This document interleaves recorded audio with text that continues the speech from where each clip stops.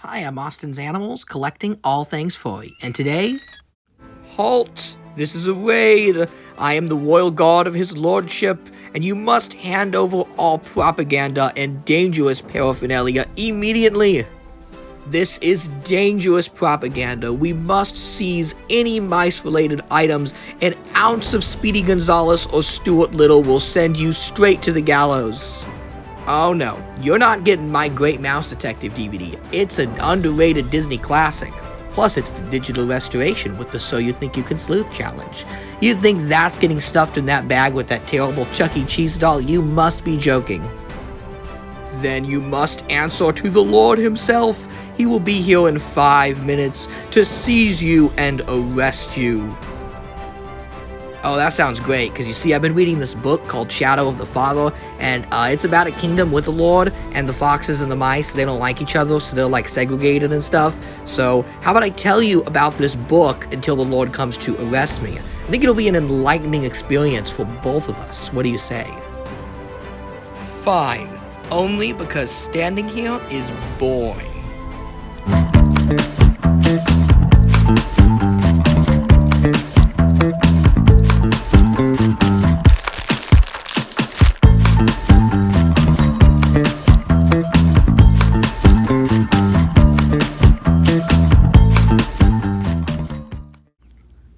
Shadow of the Father is a furry novel written by Kyle Gold. Before we continue, let's flash back a moment to our San Diego Comic-Con video where I met the author of this book. Kyle was a great salesperson and sold me instantly on his diverse selection of furry novels. He let me film his products and even danced around with fursuiters for this YouTube channel. What a great sport. Kyle is a storied author in the furry community. He's written furry novels for over 15 years, won countless Ursa Major awards, those are the Furry Awards for those unaware, yes, that's a thing, and is a member of the Furry Writers Guild. Now, I didn't know any of this when I bought and read this book. I was just walking around Comic-Con and stopped at a booth because I saw furry characters. Kyle drew me into his booth by asking me about my love for the anthropomorphics. I have a rule at conventions that I always buy independent books if I get a good sales pitch, and I made sure not to look anything up about Kyle until I read the book in its entirety. I wanted a blind read without any expectations, so I wasn't sure what to expect with Shadow of the Father. So what is Shadow of the Father? Well, it's a Renaissance-style fantasy novel about furry romance and action. I say Renaissance style because the world of this novel doesn't adhere to traditional Middle Ages norms. The world is deeply rooted in animal characteristics. For example, sex is not seen as prude in this world, and mating is generally seen as part of life to be enjoyed, regardless of sexuality. And yes, this novel is R-rated. There's some spicy stuff in this book, but that's by no means a bad thing. Actually, I think Shadow of the Father is quite classy with its sex scenes. The writing is witty, and there's a lot of fun innuendos and double entendre, and nothing is gratuitous, and the scenes add emotional depth to our cast of characters, but I did want to get that out of the way first. Now, Shadow of the Father is a novel, but there is some really nice artwork drawn by Sarah Palmer. The artwork is really clean and has a slightly stylized cartoon look to it, which fits the tone of this book. I like how the artwork isn't too cartoony, but also isn't too realistic.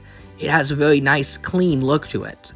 Now, this art is few and far between, and really only used for the important story beats, so rather than spoil this entire great book, and it is a great book, I should note that, we'll be using toys as stand-ins for our characters. Yes, I made the Shadow of the Father cast with Sylvanian family figures from the 1980s. Go figure. Our main lead is Yilon, or is it Yilon? I'm gonna go with Yilon, since it's easier to say. He's the son of the Lord of Devalia.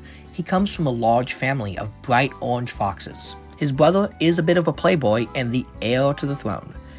Yilon isn't built or ready for lordship. A lord, by the way, is their version of a king. He runs around town with his best friend Cinch, our deuteragonist of the story. Cinch is a peasant mouse who befriended Yilon when he snuck in the castle. Cinch is a bit of a thief with a heart of gold. He's seriously the most well-intentioned and honest character I've ever read, and he steals the show in this book. He's so great of a second protagonist that I truly see him as our main lead. But it is Yilon's story, as he is informed that he is now the heir to the throne of another kingdom, Dwayne.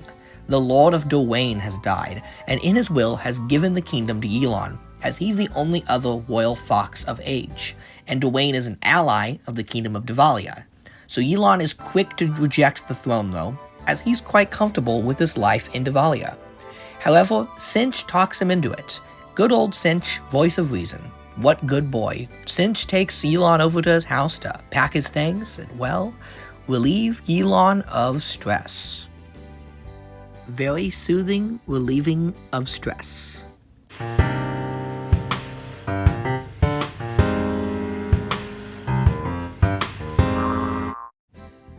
Wait, the mouse bones his lordship? They're passionate lovers. Cinch's mother tells Yilon that Cinch has no destiny and must accompany him to Dwayne to achieve manhood. Oh, I think that little mouse has found manhood already. Are you going to keep interrupting or listen to this book review? Carry on, peasant. So Cinch and Yilon journey across the mountains to Dwayne. Along the way, they're accompanied by a royal guard and Maxon, Yilon's new advisor. Maxon is quick to dismiss Yilon and Cinch. Cinch in particular.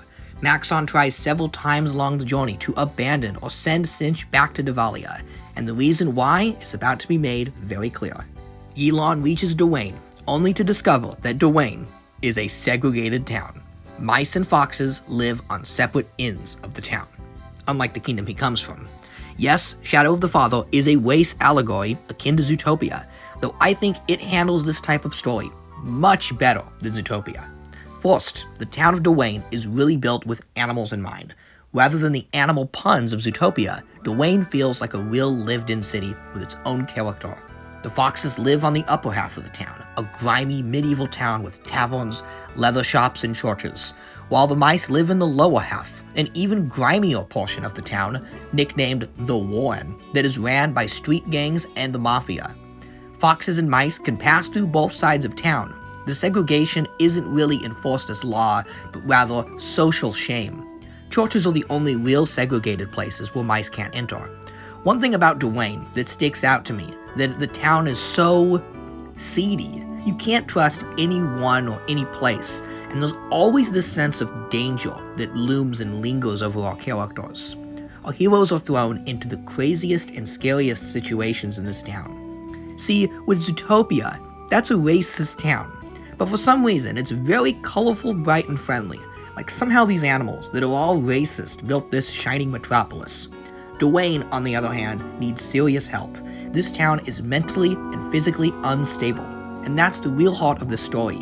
Yilon, who continually rejects the throne, must realize that it is his destiny to rule Dwayne and to change social norms with his outside, more liberal way of thinking. Cinch also does this by exploring the seedy mouse underworld and ends up going on his own side quest where he earns the respect of the mouse mafia. Zootopia, anyone? There's this mouse goth girl who befriends Cinch named Valix, and she is just great. There's an even eviler mafia known as the Shadows. These are the main baddies, and they're so cool. They're basically these mice that live entirely in pitch-dark sewers and use their sense of smell to navigate the fox half of the town and commit crimes. The way Kael writes about the animals smelling to get their surroundings is so incredibly unique and awesome. I just love when Anthro stories use animal abilities and do more than just have animal characters for some sort of allegory. Some of the action scenes in this novel are entirely in the dark, and our heroes must use their sense of smell and sense alone to kill. I don't want to spoil any of the major story beats in the second half, so let's talk about some of the other great characters. There's Corwin, the exiting governor of Dwayne. The governor controls a lot of the day-to-day operations, while the lord is more of a figurehead for the general public. Dwayne doesn't have a lord until Yilon arrives, and that's partly why the town descends into utter crime and chaos. But Corwin is a fun character. He's this plump, flamboyant fox. He can instantly detect that our character Yilon is gay, and that this guy, look, just do your royal things. And he says, I'll bring lots of young foxmen to the castle. Which is hilarious, and that would be great, story resolved. But Elon's mouse fetish is like the greatest level of sin for these fox people. They can't handle how badly this fox wants the cheese. We also have Kulian, a Norse. He relaxes patients, just tending to their wounds. He undresses his patients and gently massages them, eases them. Okay, so this character is actually hilarious and not creepy. He's a great doctor, he just likes sleeping with his patients. Elon keeps mentioning him, and everyone in the town is like, oh, he's the best doctor. He's great. Like, yeah, I bet he is. He just keeps rubbing Elon's belly. What type of medical procedure is this?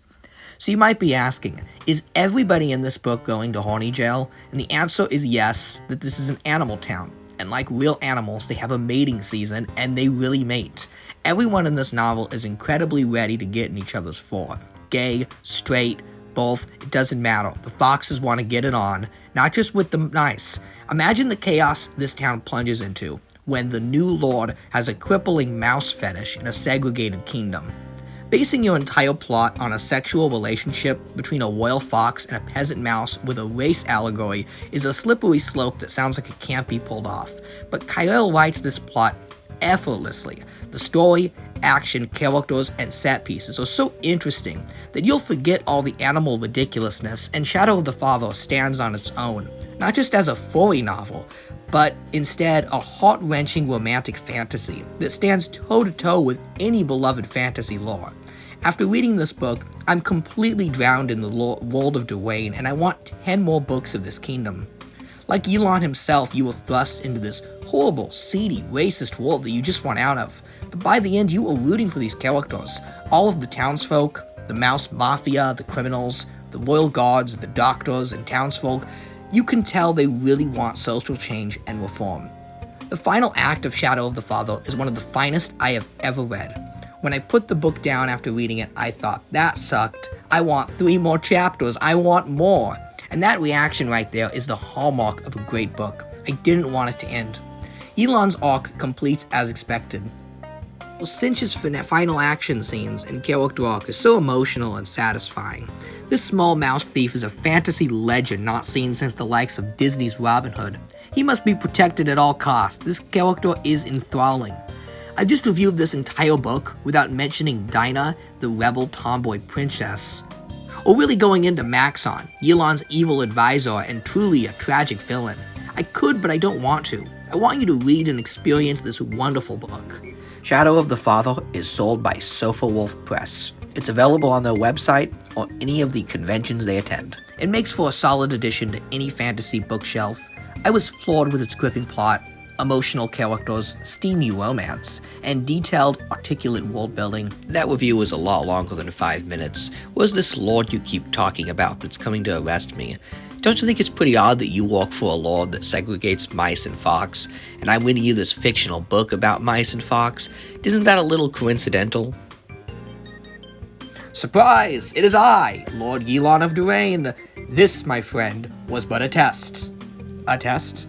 Yes, to see if you are still loyal to his lordship and his appreciation of mice. Wait a second. Are you just doing all this so you could steal a bunch of mouse stuff like figures and statues? What can I say? I love mice. Shadow of the Father, ladies and gentlemen. Check it out. Special thanks to Kyle Gold. Meeting you at Comic-Con was a pleasure.